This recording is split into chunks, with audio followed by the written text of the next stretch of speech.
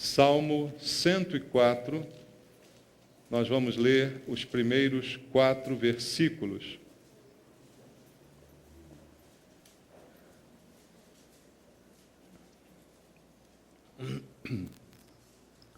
Salmo 104, versículo 1 até o versículo 4 do Salmo número 104. A palavra de Deus diz assim: Bendize, ó minha alma, ao Senhor.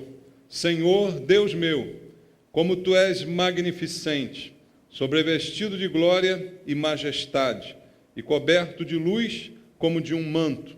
Tu estendes o céu como uma cortina, pões nas águas o vigamento da Tua morada. Tomas as nuvens por Teu carro e voas nas asas do vento. Fazes os Teus anjos ventos e os Teus ministros labaredas de fogo. Amém. Pai, estamos diante da Tua palavra, mais uma vez nesse dia, estamos na Tua casa. É um privilégio grande para nós estar nesse lugar e poder aqui ouvir a Tua voz. E é isso que nós queremos ouvir, Senhor. Nenhum de nós está interessado em doutrinas humanas, em palavras de sabedoria e de filosofia dos homens, mas na palavra de Deus, na palavra que sai da Tua boca, ela que nos alimenta, e é ela que precisamos ouvir essa noite. E te pedimos em oração que o Senhor fale conosco, através do Espírito Santo, ministra ao nosso espírito a Tua palavra. E que a minha vida seja um instrumento do Senhor, que a unção do Espírito Santo esteja sobre mim, para que eu possa ministrar de acordo com a Tua vontade, que barreiras sejam quebradas, para que nós possamos ouvir a Tua voz neste lugar. É o que eu te peço, orando com os irmãos, em nome de Jesus. Amém. Amém, queridos. Podem sentar. Interessante o Salmo 104, as palavras que o salmista usa aqui, se referindo a Deus. E entre as palavras desta canção, deste louvor, que é o Salmo 104, saem do coração do salmista em direção a Deus, chama a atenção o que ele diz aqui no finalzinho, no verso 4, que nós lemos aqui esta noite, dizendo que ele faz dos anjos vento e dos ministros labaredas de fogo. Hoje pela manhã, nós falamos a respeito de um texto em que Jesus compara a ação do Espírito Santo ao vento. Falamos hoje pela manhã que quando Jesus disse que aquele que é nascido do Espírito é comparável ao vento, que a gente ouve a voz, mas não sabe de onde vem, não sabe para onde vai, que não pode ser detido por ninguém. Jesus usou essa comparação para falar da ação do Espírito Santo no nascer de novo. E há vários momentos na Bíblia em que a Bíblia fala também do vento, e normalmente relacionado a Deus, aos anjos, ao Espírito Santo de Deus. E aqui nós temos mais um texto que menciona essa palavra, o vento, não é? E o que nós podemos aprender com isso? Se nós olharmos simplesmente para o significado da palavra, não é? O que é um vento, irmãos? Se você for ao dicionário, até um livro de física, não é? Fala do fenômeno vento, como ele é gerado, como ele se forma. A definição de vento, cientificamente falando, é bem simples, eu anotei aqui: movimentos do ar atmosférico causado por mudanças de temperatura. Você sabia que vento é isso? Vento é isso. É um movimento do ar atmosférico causado por uma mudança de temperatura. Isso é que provoca a movimentação do ar que está a nosso redor, não é? Simplesmente falando, o vento é isso. Mas há um versículo aqui no texto, versículo 3, que diz: pões nas águas o vigamento da tua morada, tomas as nuvens por teu carro e voas nas asas do vento. O salmista dizendo que Deus voa nas asas do vento. Deus voa nas asas do vento, diz o salmista. É uma poesia, não é? é um texto poético em que ele está afirmando isso a respeito de Deus. E logo depois, no versículo 4, fazes a teus anjos vento e a teus ministros labaredas de fogo. Algumas traduções diferentes da Bíblia para o português, nós lemos aqui na versão revista e atualizada. Se você for a versão corrigida fiel, aqui a palavra vento, ela é colocada explicitamente como espírito. Alguém tem essa versão aí, a versão corrigida fiel? Está escrito espírito, vento, a origem da palavra, ela denota espírito. E a versão revista e corrigida, ela diz, faz dos ventos seus mensageiros, já que anjos são mensageiros do Senhor. Talvez a versão revista e corrigida seja a mais clara em português para a gente entender aqui o versículo 4, dizendo que Deus faz dos ventos os seus mensageiros e Ele mesmo voa nas asas do vento. De que forma Deus pode fazer dos ventos o seu mensageiro? Hoje de manhã nós vimos, não é? Como Deus se manifesta, como o Espírito Santo se manifesta como um vento impetuoso que entra num lugar, que muda a vida das pessoas, um vento de Deus, né, que traz vida, que traz conversão. Mensagens de Deus são pregadas através do vento que sopra, trazendo a palavra, a semente. Diversas maneiras a gente pode entender esse texto. E, em muitas maneiras, a Bíblia associa o vento à ação do Espírito Santo, como nós falamos aqui pela manhã, não é? Mas também citei na mensagem de manhã que, às vezes, nós nos deparamos com ventos contrários. Ventos que se opõem a nós, não é? Ventos que querem nos derrubar, ventos que querem nos fazer cair. E nós também aprendemos como nos relacionar com o vento desta maneira, neste sentido também. Então, os ventos, irmãos, podem ajudar, mas também podem atrapalhar. Eu lembro que terminei a mensagem dessa manhã falando exatamente sobre isso. Para que você seja ajudado pelo vento, você precisa estar a favor do vento. O vento, então, te empurra e te faz prosseguir. Mas se você estiver correndo contra o vento, isso se torna um obstáculo à tua caminhada. Usando o vento no sentido bíblico de que ele é uma representação do agir de Deus, do agir do Espírito Santo, todas as vezes que nós nos colocamos contra este agir de Deus, certamente a gente não avança e a nossa vida dá para trás. Então, os ventos de Deus, eles podem ajudar a gente a caminhar, ou quando nós nos colocamos contra eles, eles podem até produzir devastação na nossa vida. Olhamos vários exemplos bíblicos em que podemos ver essa comparação.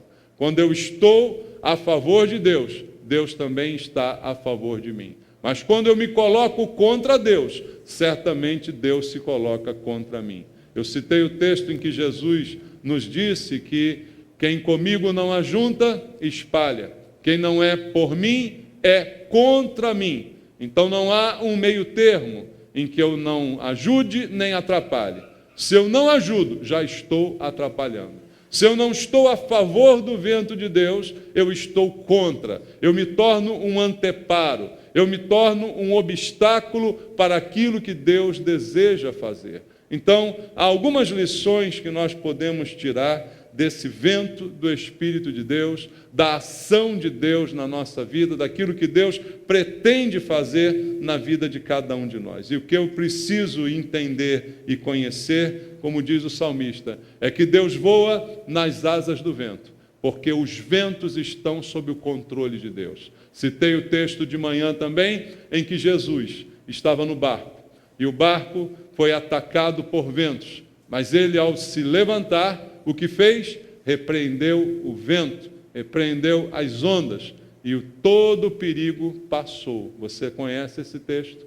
Então, irmãos, tudo está no controle de Deus. Deus é aquele que voa nas asas do vento, como diz o salmista. Então, na minha vida, que creio em Deus, Não há nenhum vento que não seja controlado por Deus, que não seja permitido por Deus, em que Deus não esteja voando em suas asas, no comando da situação. Mas às vezes, eu é que sou o problema.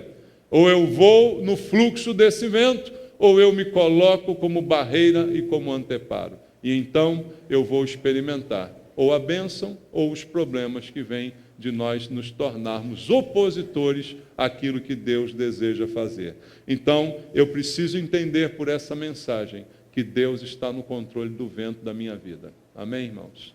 Deus está no controle de tudo aquilo que acontece com você. Ele tem o controle do vento.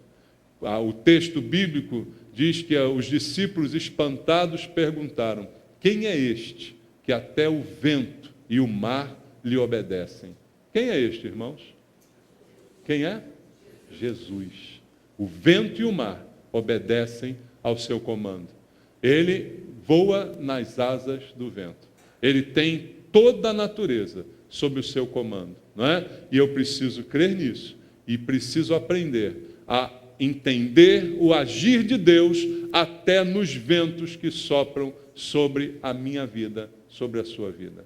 E há alguns ventos que a Bíblia cita que eu queria compartilhar com você essa noite e que mostram o agir de Deus, para que a gente possa entender que nem todo vento é problema, é contrário. Muitas vezes Deus está agindo através do vento. E eu preciso entender e me colocar no fluxo para que eu não seja um obstáculo, mas que eu seja parte daquilo que Deus deseja fazer. Alguns exemplos. Gênesis capítulo 8. Vamos abrir a Bíblia. No livro de Gênesis, no capítulo número 8. Há uma passagem que começa logo no primeiro versículo, que nos diz assim: lembrou-se Deus de Noé, e de todos os animais selváticos, e de todos os animais domésticos, que com ele estavam aonde, irmãos? Na arca. Deus fez o quê? Fez soprar um vento sobre a terra, e baixaram as águas. Você conhece a história do dilúvio? Você sabe o que provocou o dilúvio, não é? A desobediência do homem, o afastamento do homem de Deus, mas Deus preservou a humanidade, através de uma família, através de um homem, preservou todos ali, os colocou em uma arca, e depois de um certo tempo, a Bíblia diz que Deus se lembrou de Noé e de todos os animais que estavam com ele, e aí Deus, como providência, fez soprar um vento que naquele momento fez com que as águas baixassem. Que vento é esse, irmãos? Ordenado por Deus. Esse é o vento do cuidado de Deus, mostrando o cuidado de Deus para com as suas criaturas. O vento que fez baixar as águas, que era a grande ameaça, não é? Que trouxe grande destruição para toda a terra. Mas ali uma família foi preservada, animais foram preservados, e através de um vento, do cuidado de Deus, as águas baixam, e Noé, então, junto com os animais, podem sair daquela arca. Veja, irmãos, o que isso simboliza para nós. Deus tem o controle da nossa vida. Amém?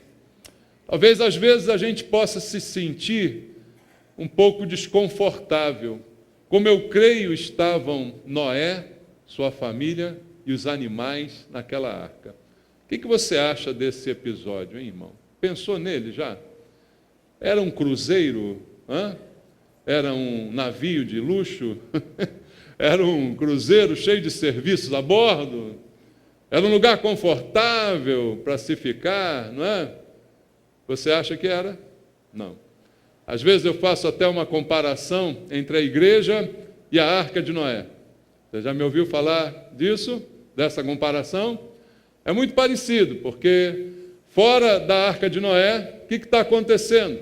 O dilúvio. Todo mundo está morrendo, uma desgraça danada. E lá dentro da arca? Bom, não é tão confortável, mas pelo menos está todo mundo salvo, né?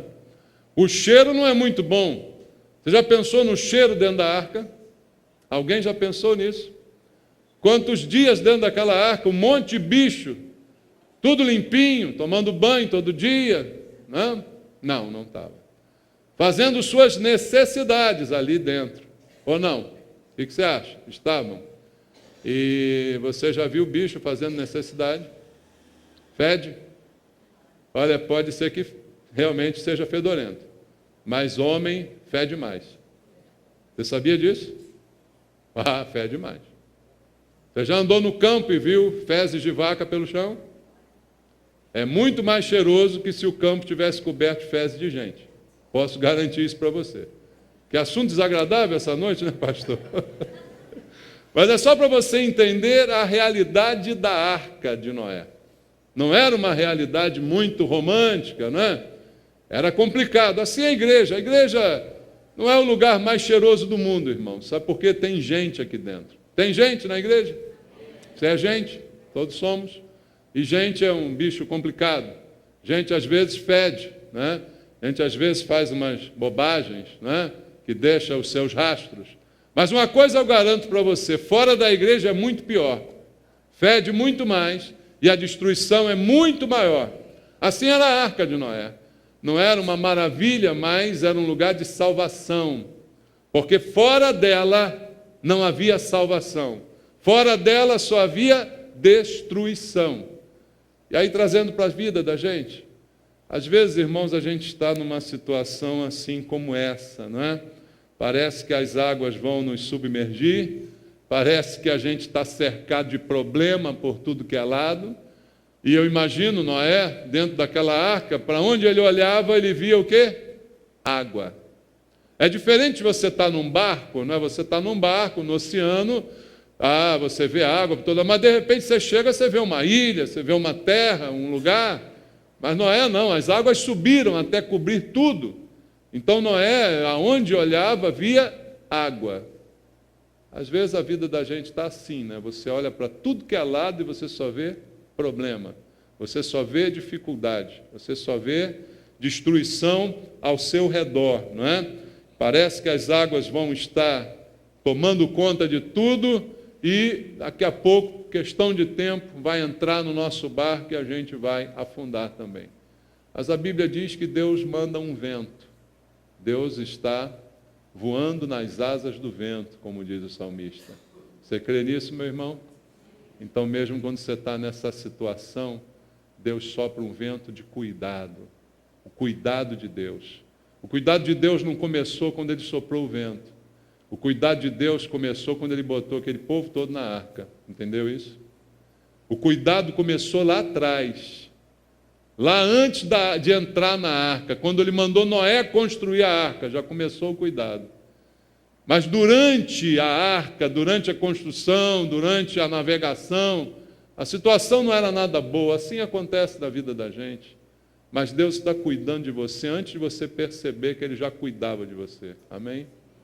E se você está cercado, o vento do cuidado de Deus pode soprar e trazer paz e alívio que nós precisamos. E eu creio nisso, irmãos, porque a Bíblia diz, olha para mim e lê comigo Isaías 43, versículo 1 e versículo 2.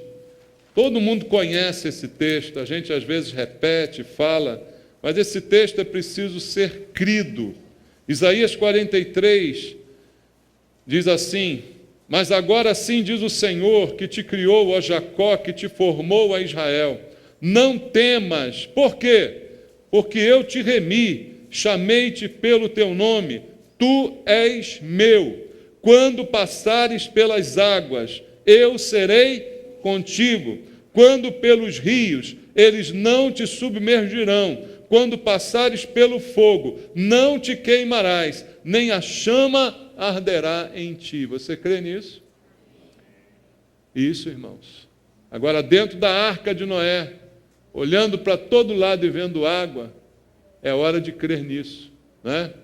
Quando a gente está em terra firme, aí é mais fácil crer nisso, porque eu não estou ainda passando pelas águas, né?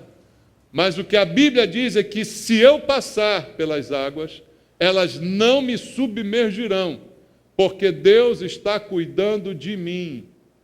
Deus tem um vento de cuidado sobre a minha vida, que manda para longe o problema, que abre as águas para que o povo passe, que sopra para que as águas abaixem e eu possa pisar em terra firme. Então a Bíblia faz essa afirmação e eu e você precisamos crer nisso. O vento é sinal do agir de Deus. Deus tem o controle do vento. Deus está agindo através dele. Leia comigo um texto também em Êxodo 14. Êxodo, capítulo número 14, versículo número 21. Êxodo 14, 21, diz assim: Então Moisés estendeu a mão sobre o mar, e o Senhor, por um forte vento oriental que soprou toda aquela noite, fez retirar-se o mar, que se tornou terra seca, e as águas foram divididas. Uma das maiores demonstrações do poder de Deus, irmãos. E quando que isso aconteceu? Quando Israel estava cercado, não é? Quando na frente estava o mar, quando atrás estavam os egípcios. Não havia saída, não havia alternativa. Ou morrer afogado, ou morrer pela mão de Faraó. Só que havia um Deus cuidando daquele povo. Quem é esse Deus? É o teu também? É? É um Deus que mostra o seu poder através do vento que ele usa como lhe apraz. E a Bíblia diz que um vento soprou da parte de Deus. Foi Deus que comandou aquele vento, está escrito aqui no versículo 21. Um forte vento oriental soprou toda aquela noite. E então o mar secou. O impossível, o impensável aconteceu. O mar se abre para que o povo de Deus possa passar. É o cuidado de Deus manifestado através do seu poder. Você está cercado, você não vê saída, você se sente dominado pelo inimigo, mas o Senhor está controlando o vento. Amém, irmãos? E está soprando a nosso favor, para resolver o nosso problema, mandando o vento do seu poder. Mas o que eu preciso fazer?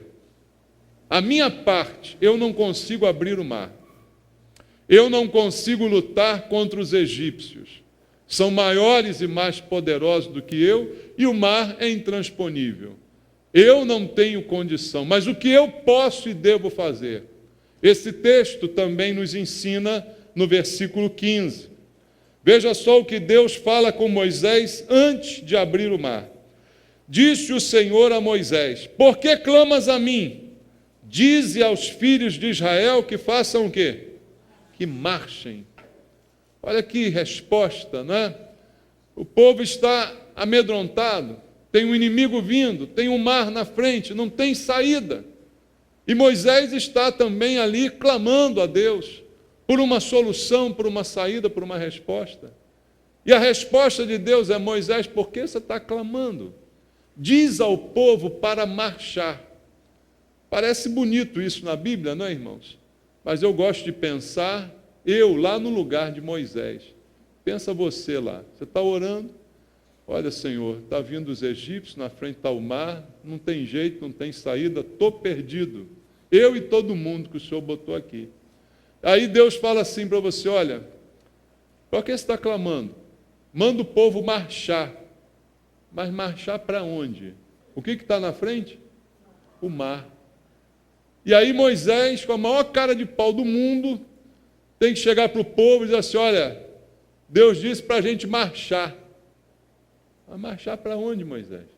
É para ir para o mar mesmo, vocês estão vendo aí, né? As ondazinhas lá, batendo na praia, né? Vamos lá, vamos marchar. Irmãos, olha para o texto e você vai ver que o milagre acontece depois que o povo obedece. Veja, Deus é poderoso, você crê?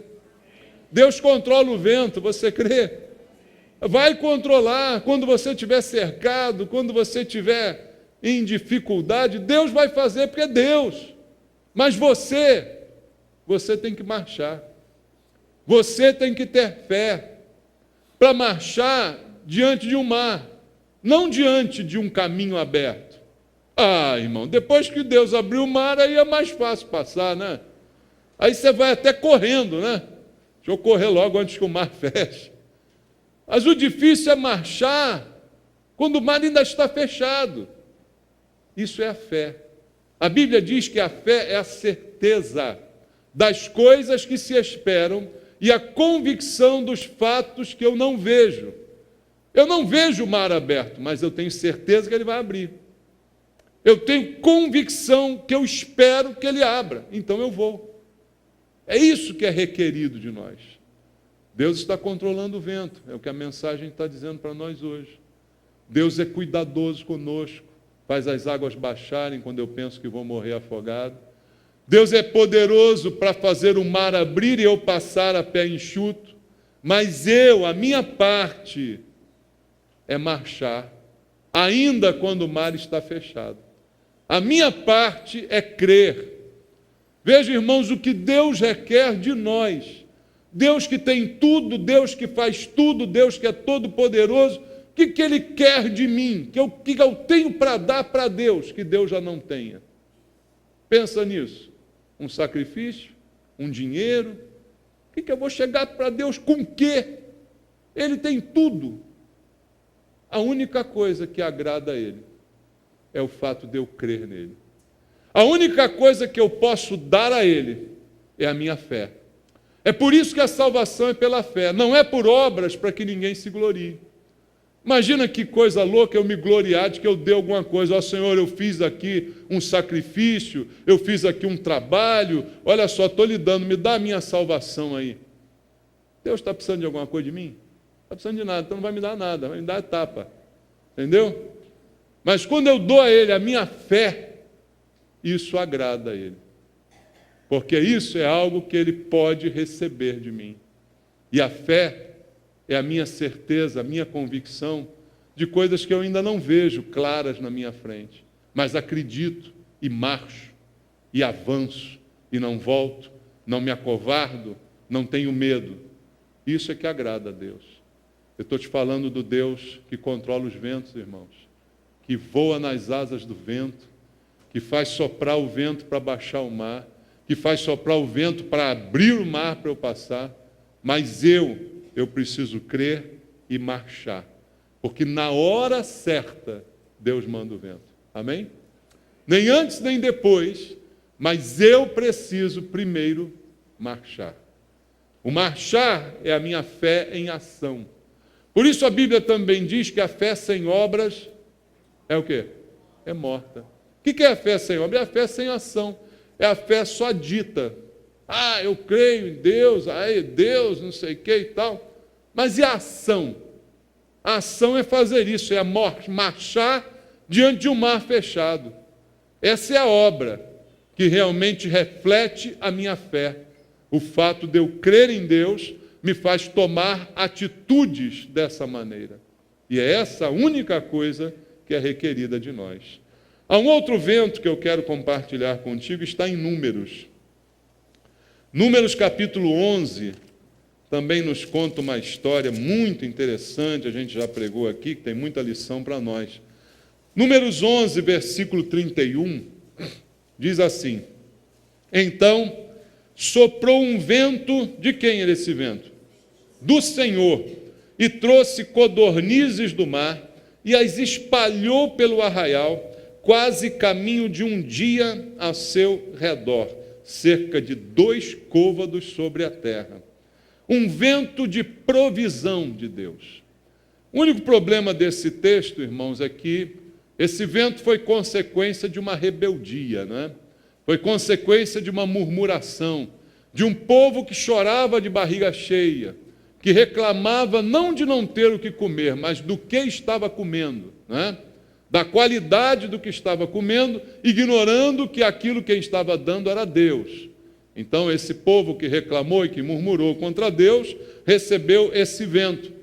Mas esse é o sentido ruim, né, do que estava acontecendo aqui por causa dessa murmuração por falta de carne, não é? E até Moisés ficou um pouco em dúvida quanto ao que estava para acontecer. Mas nesse momento Deus mandou o vento e cobriu aquele lugar com aquelas aves de forma a encher, caminho de um dia após as dimensões ali do arraial, e 90 centímetros sobre a terra. É o que a Bíblia diz. Veja o poder de Deus para realizar um milagre dessa qualidade, né, irmãos? Veja o que diz Deus no verso 23. Porém o Senhor respondeu a Moisés: ter-se-ia encurtado a mão do Senhor? Agora mesmo verás, e se cumprirá ou não a minha palavra. A mão de Deus está curta, irmãos. Deus é o Deus da provisão, você acredita? É ou não? Encurtou a mão de Deus. Deus está economizando.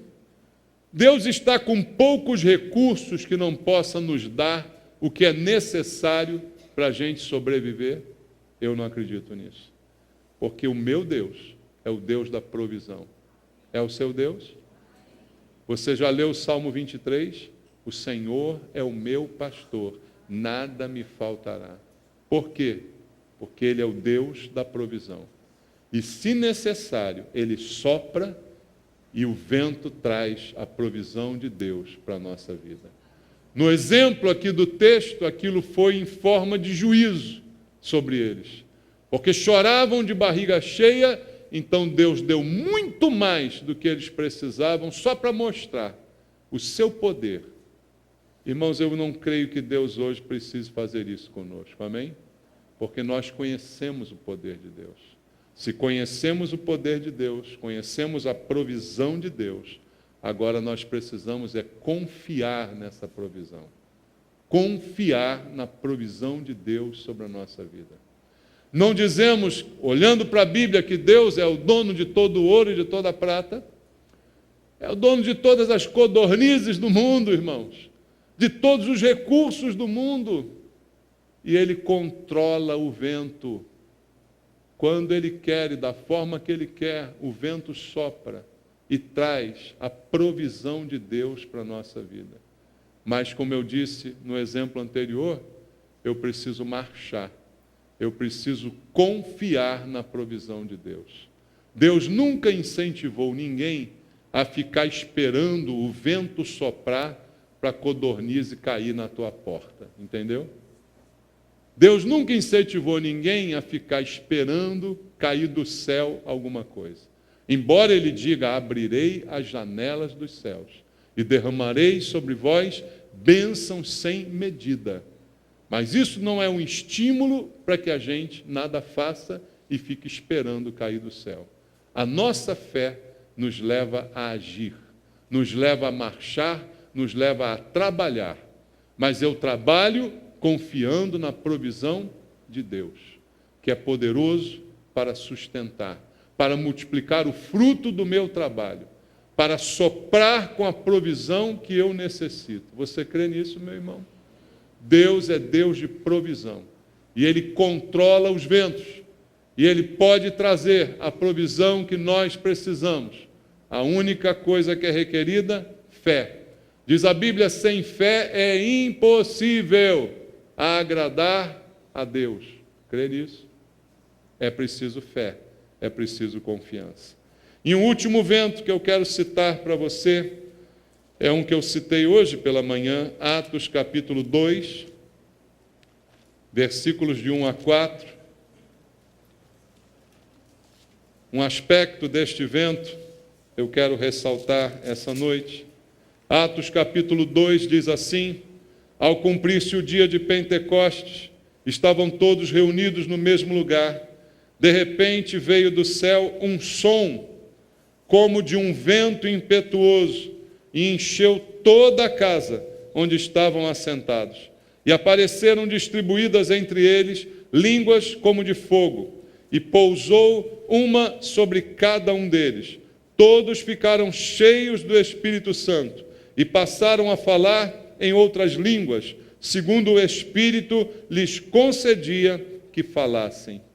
Esse vento, que a Bíblia descreve um som como de um vento, mas já que ele enche o lugar, eu posso associá-lo, de fato, com um vento que sopra e que fez aquelas chamas pousarem sobre a cabeça de cada um dos presentes naquela sala. O que aconteceu com este vento? Que vento é este? Eu chamo esse vento, irmãos, de vento da mudança de Deus. O vento que mostra o cuidado, nós já vimos, não é? O vento que mostra a provisão, nós já vimos. O vento que mostra o poder, nós já vimos. Mas há um vento de Deus que produz mudança na nossa vida. Deus também é um Deus que promove transformação, irmãos. Mudanças são produzidas por Deus. A Bíblia diz que até esse momento, do dia de Pentecostes, estavam 120 pessoas apenas esperando a promessa de Jesus.